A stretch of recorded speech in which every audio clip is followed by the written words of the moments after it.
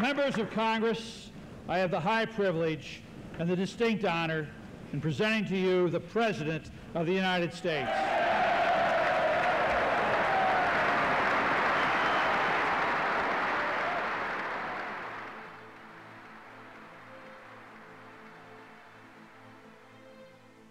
Dear Mr. President, you may or may not remember me, but I was a member of your governor's circle when you were the governor of Texas. As a conservative, I remain a supporter of the Republican Party. I fully supported going into Afghanistan and hunting down the criminals behind 9/11. And I cautiously supported the war in Iraq, in your case, for the war on terror. But the way things have unfolded since then, there are just too many discrepancies that leave too many unanswered questions to simply ignore. Why did we go there in the first place? What are we doing there now? Is there an endpoint? Or are there more war plans on the table? Is the Middle East better off? And most importantly, are we better off? I'm not particularly interested in the theories of the radical left. I know how they think, and I know what they'll say.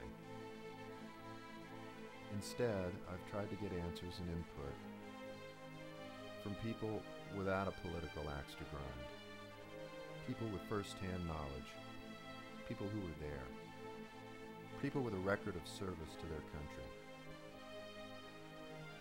Most of them are conservatives. Most have served in the military. Not the kind of people who can simply be waved off or dismissed as radicals.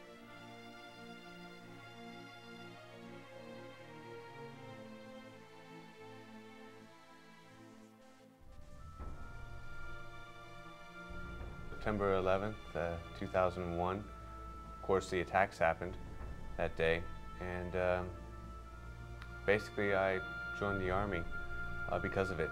Walked in the recruiting office the next day. I was really wanting to get revenge. I'm a New Yorker. I watched what happened on September 11th. I spent time at Ground Zero. I volunteered to go back twice to Ground Zero and do work there. I'm not a pacifist. I don't believe in praying for my enemy.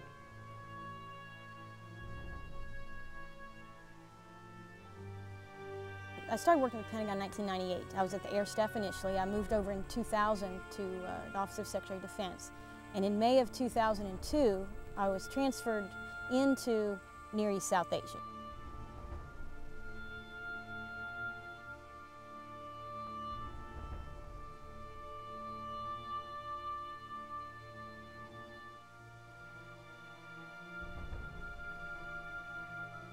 Staying the course, that option, easy prediction. We know what's going to happen.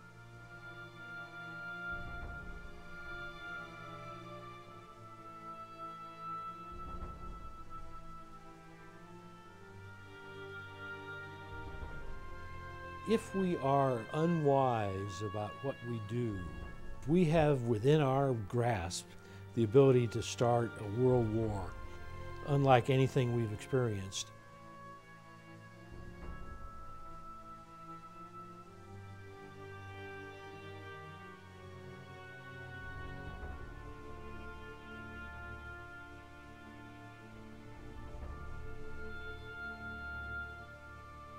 One one of the false conclusions drawn by the anti-war movements during the Vietnam period was that American power is a bad thing.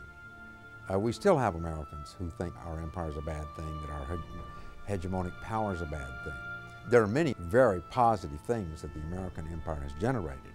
The military component is absolutely critical for us being able to do that on an international level.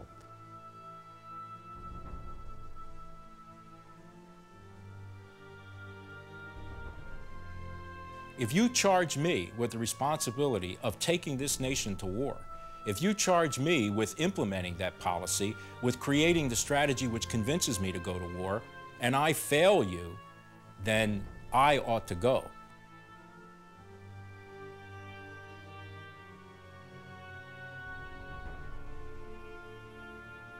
The responsibility of the federal government is national security, which means we do have responsibility for our borders, and we have a responsibility for our national defense.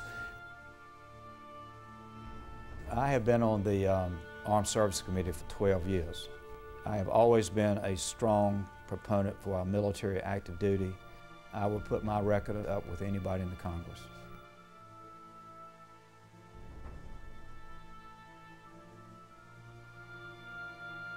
Augustine and other founders of Christianity wrestled with what was a just war, what was a non-just war.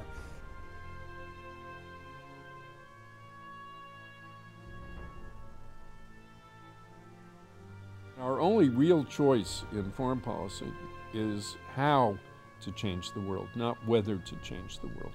It's what America exists for. We should be supporting people who want freedom against people who want tyranny. Those both within the administration and outside of the administration who were most enthusiastic about going to war in Iraq consisted essentially of three different forces. So you have this basically tripartite coalition which seizes 9/11 and become the main cheerleaders for war in Iraq and for the idea of Middle East transformation.